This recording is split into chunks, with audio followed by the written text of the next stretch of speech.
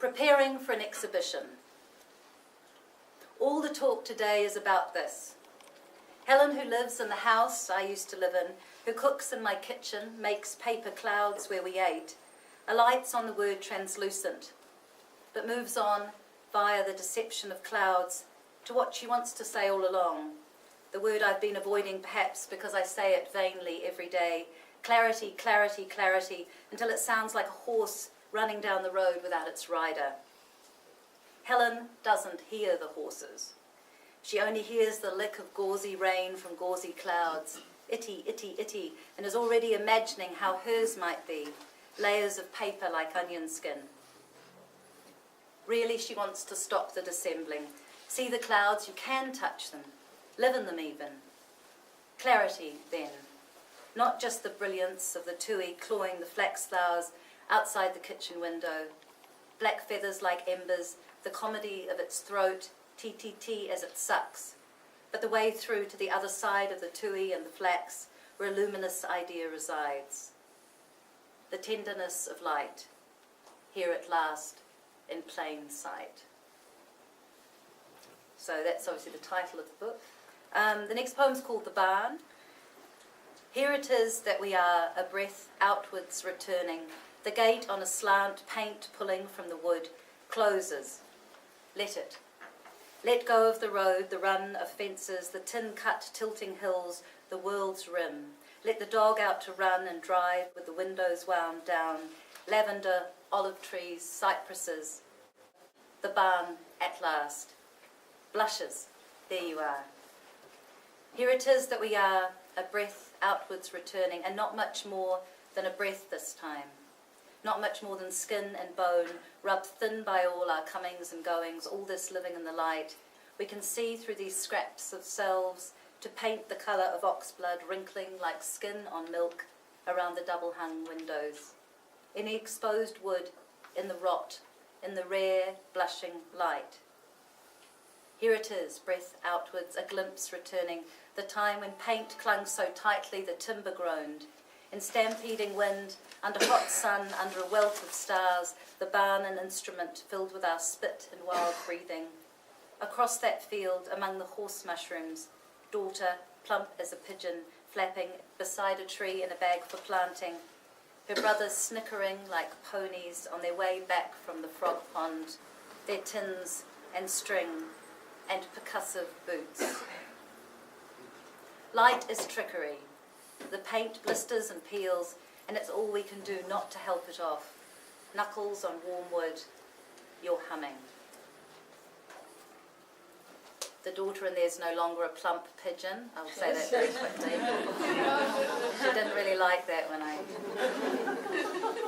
read it that bit. Okay, that was a long time ago. Summer. Toenails freshly pink, washing on the line held by the last of the pegs. Apricots the colour that can only be called apricot, perfect for picking but rotten by noon. Bees sip the lavender, the dog has, after a small performance, swallowed her pill. The girls are up at last, cracking eggs for pancakes. Ian's making coffee. Blitz of the grinder, chuckle of fledglings on the roof wanting breakfast, one being taught how to fly. An asterisk of a cloud dissolving in the time it takes to walk to the compost bin. Summer here, a held breath. Now 1,000 trees exhale, now the deep greening that susurrates, resuscitates this pixelated sunlight, leaves startled into silver. The landscape.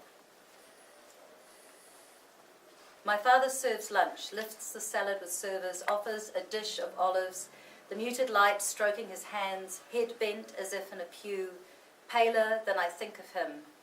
On the pergola above, the leaves of the vines are ecstatic and line bright, a scribble of veins, tendrils, shadows, a reminder how light both clarifies and complicates, how a simple landscape of skin, let's say, can become a whole atlas. Here the X-ray, there the scan. The chickens pant in the hedge. He chops bread and chunks of cheese, lays one on the other, passes it across the table to my mother, his hand a plate. She's feeling the heat, longs to be cool inside with a book, is looking up, grateful for the vines, for the lean of the tree beside us, its pollen rising rapidly like small fish in a vertiginous sea. The olive dish is passed around again. My father sweeps crumbs onto the grass with his hand. He asks the surgeon now and then, when it comes again, how will I know? All this light and still the incomprehensible scrabble of things, dark scribbles that dim the bright falling. Above the sky's open palm, supplicating leaves. After reading Autumn. The river we swim fresh from the horses, under the sun he calls incurious, becomes a man's body reclining, the current muscular, its translucent depths flesh. We are in deep, held tight at the shoulders, hips, wrists, wrapped by arms yielding and not yielding. From the very first coming down into the new valley, we felt the force of the river's intimacy, its deep, soundless need, not sour, not shiftless, but lucid, expressive, sweet. The leaping light from the cliffs, the unexpected greenness of trees, the harrier on thermal air, broom pods popping in the heat, and we, the girls and I, dissolving. At last we pull away, God knows how, and climb up through the truffle-dark horses and yellow broom to the hilltop, and we pause there and look again at the river stretching its limbs, arching its back, its mouth a soundless O of green ecstasy. And slowly, so slowly, limb by limb, we dry the water from our faithless skin. That poem was written about the Waiohine River, for those that know the Wairarapa. And this is the last poem now, so here we go. It's called Translucent. Crossing the Rimatakas, going home, and the scraped landscape is in the thick of it, although thick isn't the word really. Tender the clouds stroking the cut earth, tender the light as it feels its way through. All is gauzy, filtered. The blue of the sheep truck we lose on the bends, the only colour. See, Helen, you can touch the clouds, live in them even. Tenderly we make our way up and over. So light, so lit, we're luminous. It's like flying, and all we talk about on the way down. And that's the end of that.